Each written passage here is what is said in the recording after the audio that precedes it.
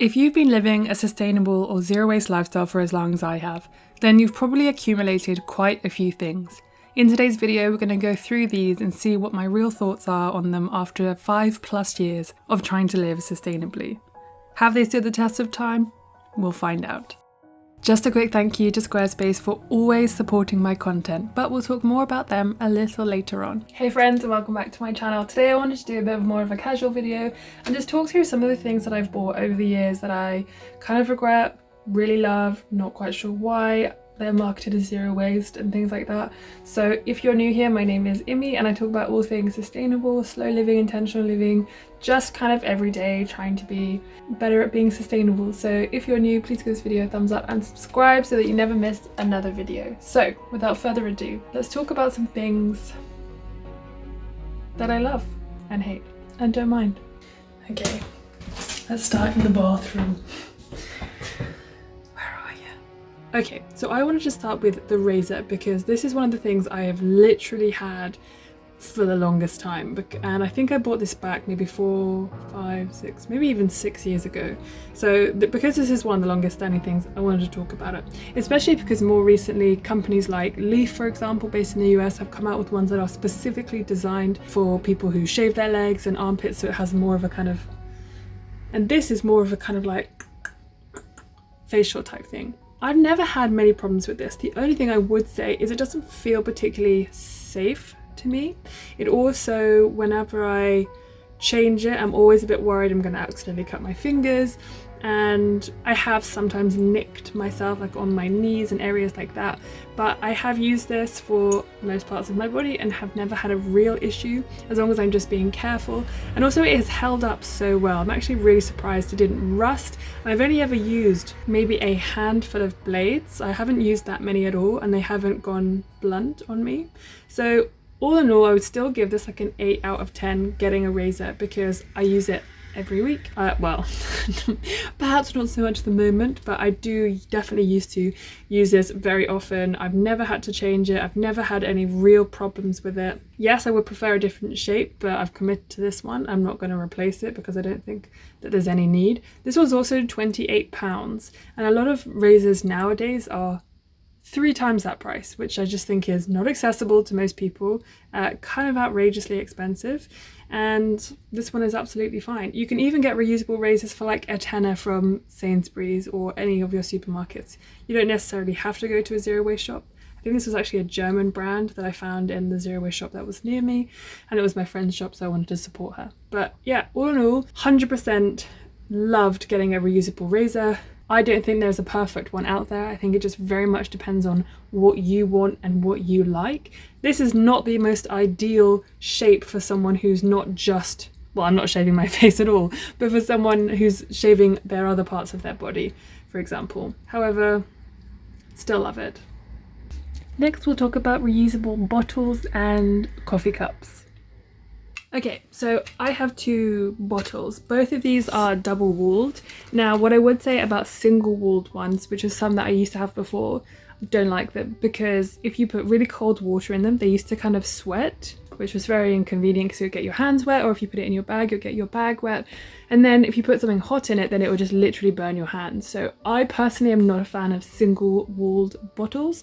However, these bottles absolutely loved. When I went on holiday, maybe like 4 years ago, I went to a very, very, very hot place and this kept my water cold all day. So I love it. I still use obviously this one, even though I now have this one. For me, water bottles just completely make sense because everyone drinks water, especially on the go, and especially if you live in a country where it's actually safe to drink the tap water. For me, this is one that just kind of makes sense. You don't have to buy them new. You can always buy them secondhand and things like that.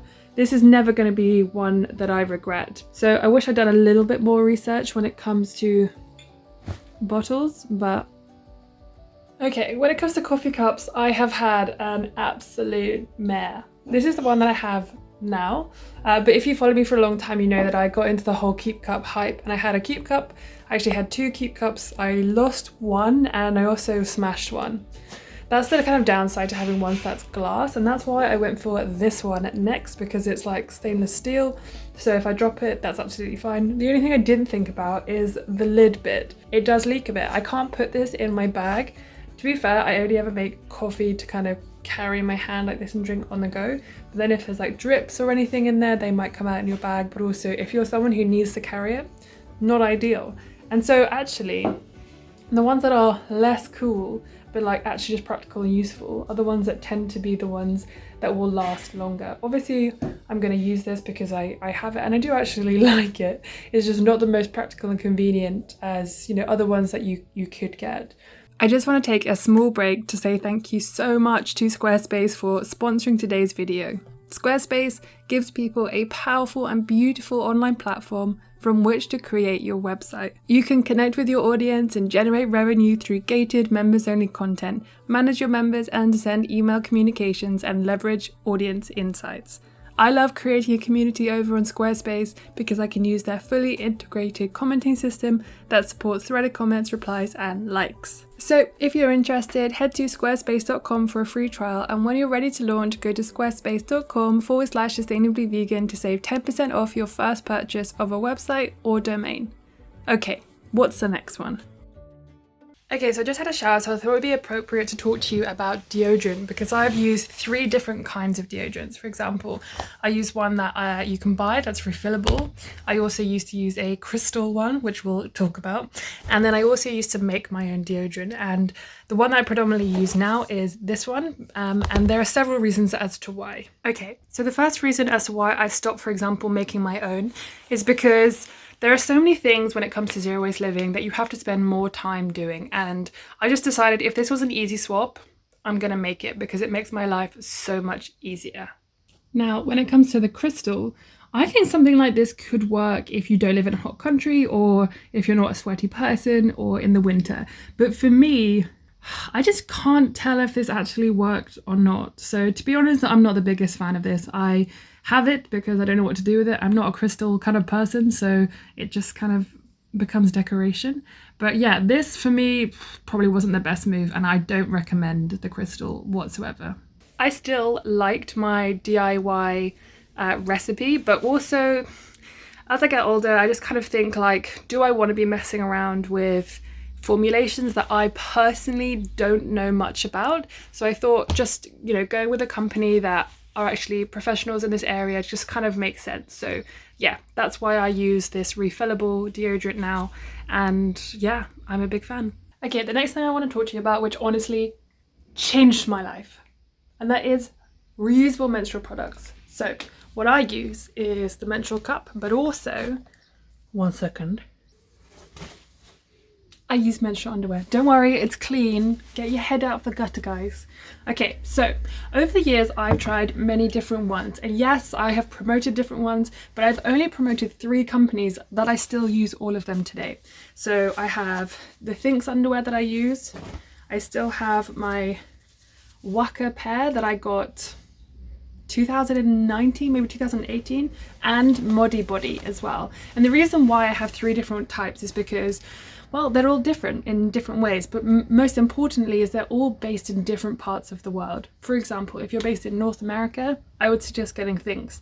If you're based in Australia, I would, Modi Body. But also Modi Body now have a kind of branch in the UK as well, so it's both parts. But then Waka is also a small independent company that are based in just the UK. It completely depends on what your preference is. So don't have, decide, oh, I want this company just because this person uses them or whatever. It's important you to choose what's right for you in the area that you live in. So yes, I still promote and love all 3 of those companies, even though yes, I'm a Thinx ambassador. Modi Body is great too. So I have those, and I have different types. So for example, I have one that's like super heavy for my first day, because when on my first day, there's just nothing that's going to go up there, okay? It just makes it more painful. So we have those. And then also for when I'm working out, I have this like sports types ones. Anyway, but the most important thing for me is this guy, okay?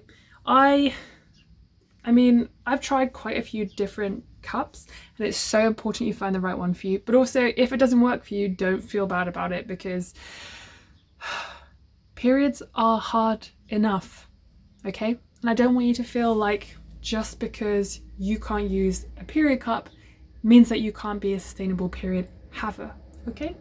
So I personally, I love this. I've had this so far maybe 3-4 years, this lunette cup, but there are so many others out there.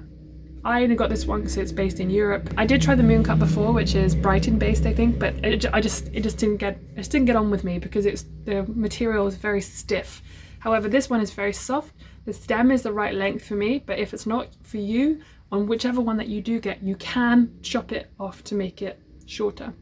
It completely depends on how long your canal is up there. I love this so much. I have used this when I've gone camping, hiking. I can throw it in there and just completely forget about it. It's so good, honestly.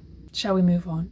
Okay, so I'm about to iron my linen shirt, and I thought I'd talk about materials, because a lot of clothes that we buy, if we're not buying them secondhand, we try to opt for sustainable materials, or some materials that are more sustainable than most. And ones that have kind of come into question are linen and tencel. What else is like a good? Also recycled plastics, things like that. I personally love linen. Earth by Helena did a really great post on why linen is actually supposed to be much more eco-friendly, so I'll link that down below if you want to check that out. But linen is one kind of material that I try to look for when I am buying something. It's also something I try to look for if I'm buying secondhand as well, because I think that linen is really well made. It's supposed to be more environmentally friendly, but again, I'll leave some stuff down below because I'm not quite sure. But I always find that it holds up really well. Like, I have linen shirts that have lasted for ages. I also have some linen trousers. The only thing is they are annoying that you have to iron them, so that's why I'm ironing it right now. But yeah, that's just another thing to take into consideration if you're buying clothes firsthand, is what materials are being used to make them. Because there are so many contradictory things, you know? I think this actually brings me quite nicely onto recycled materials, so using things like recycled plastics in sustainable activewear, and sustainable activewear that's marketed specifically as using recycled materials or more sustainable than others. And to be honest, I have tried many sustainable activewear brands as someone who works out 4 to 5 times a week for several years, well, 10 years, etc. So what I found is that even though I find them very breathable, they can be very warm, sometimes they can be nice and thick materials, or they can be much thinner. I have found that they go see-through after a while, even though I have bought the right size. When I'm doing something like squatting, I don't want the whole gym to see my actual arse or the underwear that I'm wearing. So that is quite frustrating. I don't think that is singular just to sustainable activewear. I definitely think that is an activewear problem, which is very frustrating. I don't understand why it's such an issue to just make sure that our bums are covered, you know? I've also found that a lot of them rip in the crotch. Again, not necessarily just to do with being a sustainable brand, etc. The only one that I haven't had any problems with is Outdoor Voices, but I'm not 100% sure how sustainable or ethical they are. I bought them many years ago now, and they've never gone see-through, they've never had any holes, I've never had any issues. I think they are a sustainable and ethical brand, but they don't shout about it, and that's the only thing that makes me think that maybe they're not. I'm not quite sure, but they're the only brand I've used, fast fashion and non-fast fashion, that have lasted the test of time. I do have some Girlfriend Collective leggings, but they literally show my bum sweat when I'm doing a really hard workout, and that's not what I want. So, but they're a great company, so it's swings and roundabouts, friends, swings and roundabouts. So maybe this is just an activewear kind of issue completely, rather than just sustainable activewear. I definitely like Girlfriend Collective, but I'd have to go for a dark colour. I think I have red ones, so that might be why. But again, I don't want my bum to be sweaty, or to see it. I don't mind my bum being sweaty. I just don't want you to be able to see the sweat. Not that anyone cares in my gym, but it's just one of those things. If you have any questions about activewear, please leave them in the comments below, because I haven't really gone in depth. I actually went more in depth about this when I did my I tried on everything in my closet video. I personally like to wear shorts more now, because they wear out much less than leggings because of the material, or because they're looser or whatever. So I actually tend to wear shorts now more often than I do wear leggings when I am working out. And some of my favorite activewear is actually stuff that I bought secondhand over 7 years ago, and that's tops, that's sports bras, and that's why I don't buy into the whole, or I want to get really cool and trendy activewear, because especially the past year I've just been working out in my house, and also when I'm working out I don't look good anyway. I'm sweaty, I don't care what people think about what I look like. I'm wearing a baggy t-shirt, I'm wearing a lot of my Michigan sports t-shirts from 7 years ago. Like, I just don't give a shit, you know? But I get it, some people want to look cool, and some people do look really cool at my gym, but I'm just not that kind of person to care so much about that. Let's move on. So when it comes to things like jars, a lot of people now say there's no need to buy new mason jars. You can just buy either secondhand, or if you're buying like a pasta sauce or something that comes in a jar from a shop, then you can just reuse those jars. And I think this is a wonderful idea. I think this is such a good thing to do, and I do it all the time. The only time when I think that it's okay and actually preferable to buy jars, and which is why I have, is for things like if you're fermenting things or pickling things, or if you're going to be someone who's doing some canning, because you want specific jars that are going to work for that. Because you obviously, you know, there are things that can go wrong when it comes to fermenting and especially canning. So you want to make sure you have the right jars for things like that. So that's the two sides of the jar conversation. I have some jars that I did buy, and I absolutely don't regret it, because I bought them specifically for things like fermentation, so that I knew everything would be safe and actually work and not explode and all that kind of stuff. And also in the future I probably will buy some specific canning jars that I can use and then reuse going forward. And I think the only things that you have to replace for those are sometimes the lids if the seal has broken, and that's when I'm going to be learning how to can properly in the future. So there are two different sides to every story, of course, but for the most part I think if you're just storing stuff, then 100% secondhand jars and buying jars from the shop that, you know, you're buying food in and just reusing those jars is such a great option. Okay, so I also have tried this dish soap, and to be honest, my mum and I aren't really a fan. I prefer to just refill if possible, but it's a good option if you can't. Then some other things that we use in the kitchen, we've used these kind of hand woven washers, also some of these scrubbers. The scrubbers that we like the most are the ones that are quite hard and stiff, because they do honestly work really well, and I don't regret buying these ones at all. I've had a really good time with them, basically. I also like this bamboo one that I got fairly recently, but yeah, I honestly really like it. It helps a lot. So also with these bamboo face wipes, some people like them, some people don't. I personally love them, and I use them every single day to remove makeup and to put, you know, other kind of skincare products on, definitely. And then also some unpackaged things. I'm still using an unpackaged shampoo and conditioner and bar soap. I've had no problems with them whatsoever, but it's important you find the right one for you.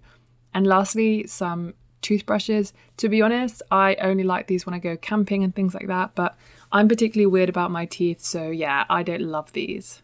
Okay, before this video gets too long, I'm going to leave it there. But if you would like to see a part 2 for some of the other things that I have bought and used, then please let me know in the comments. Or if there are any specific things you want me to review or to look over or go in more in depth that I didn't in this video, please let me know again in the comments below.